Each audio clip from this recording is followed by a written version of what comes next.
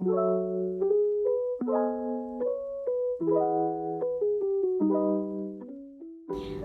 perkenalkan nama aku Rizky. Aku seorang mahasiswi S1 Ilmu Komunikasi dari Universitas Lambung Mangkurat. Ini adalah podcast pertama aku untuk memenuhi ujian akhir semester dari mata kuliah Manajemen PR yang diampu oleh Bapak Hari. Jadi di podcast ini aku ingin ngebahas tentang video interaktif. Namun sebelum ke pembahasan video, aku ingin ngebahas dulu menurut sumber-sumber yang telah aku dapat. Pada akhir April 2021, publik sedang dihebohkan dengan tertangkapnya 5 petugas kimia farma oleh Polda Sumatera Utara dalam terkait penggerebekan alat tes antigen bekas yang dilakukan di Bandara Kuala Namu. Dilansir dari Detikcom, 5 tersangka yang telah ditetapkan Polda Sumut memiliki beragam peran. Posisi mereka pun bervariasi, mulai bisnis manajer hingga kurir. Dari hasil pemeriksaan saksi-saksi kegiatan penggunaan cotton bud swab, antigen bekas tersebut mulai dilakukan oleh karyawan dari Laboratorium Kimia Farma yang berlokasi di Jalan R.A. Kartini, Kelurahan Madras, Hulu, Kecamatan Medan, Polonia.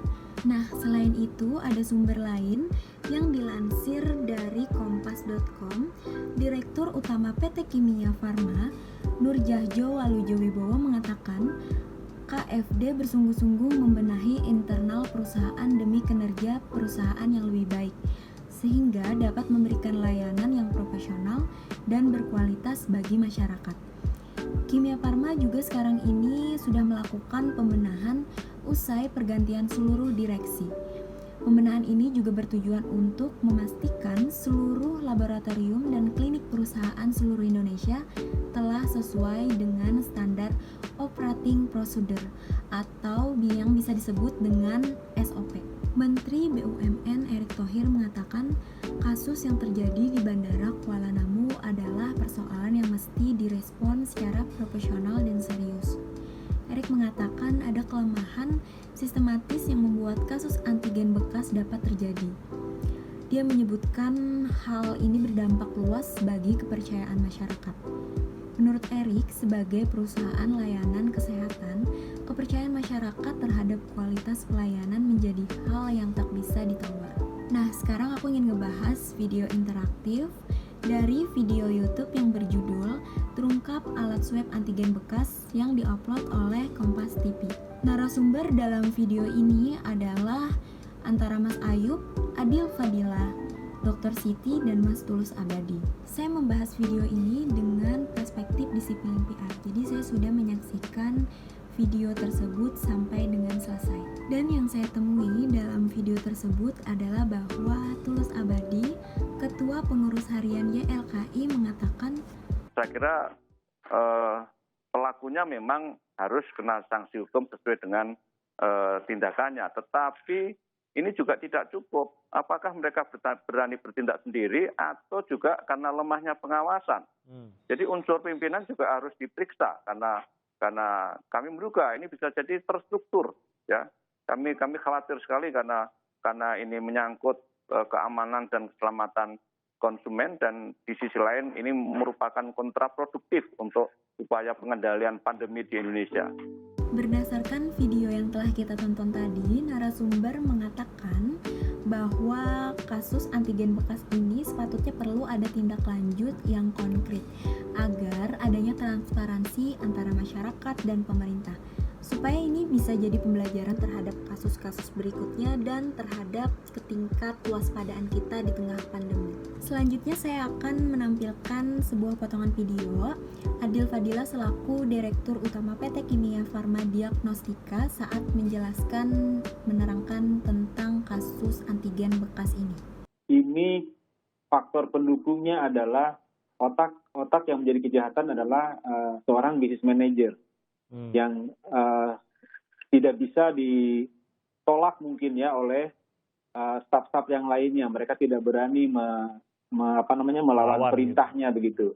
Jadi kalau dari gelar perkara kemarin bahwa yang 4 tersangka itu mengakui bahwa seluruh aktivitas maupun seluruh kegiatan ini untuk layanan daur ulang swab antigen ini dilakukan atas perintah. Berdasarkan video yang telah kita tonton tadi, di sini terlihat bahwasanya ada penyampaian informasi yang tidak sesuai berdasarkan teori tindakan bicara yang dikembangkan oleh John Stott. Asumsi dari teori tersebut adalah ketika seseorang akan menyampaikan suatu pertanyaan yang digunakan untuk yang akan datang agar dapat dipahami dan dicerna, sehingga yang menerima dapat memahami dan memperoleh maksud yang diharapkan dari sebuah aksi pembicaraan yang telah disampaikan.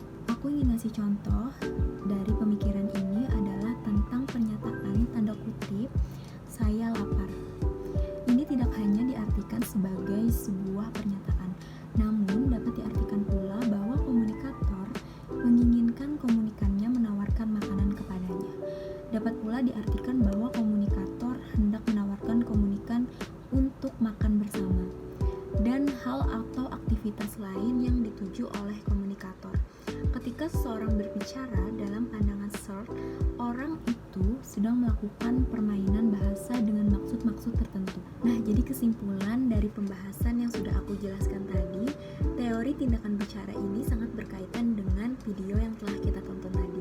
Kenapa? Karena di situ kan terlihat bahwasanya dari pihak Kimia Farma dia mengatakan bahwa kesalahan penyalahgunaan antigen bekas ini itu karena dilakukan oleh oknum. Di situ terlihat bahwasanya Kimia Farma lebih memfokuskan ke oknum, tidak ke perusahaan. Padahal antara oknum dan perusahaan itu sama-sama salah. Dan kaitannya dengan narasumber lain, di situ bahwasanya banyak banget pengharapan yang mereka harapkan, apalagi masyarakat, tentang pertanggungjawaban dari perusahaan Kimia Farma tersebut. Karena ini sangat berkaitan dengan teori tindakan bicara, yang mana teori ini bertumpu pada pendekatan bahasa pragmatis terhadap linguistik.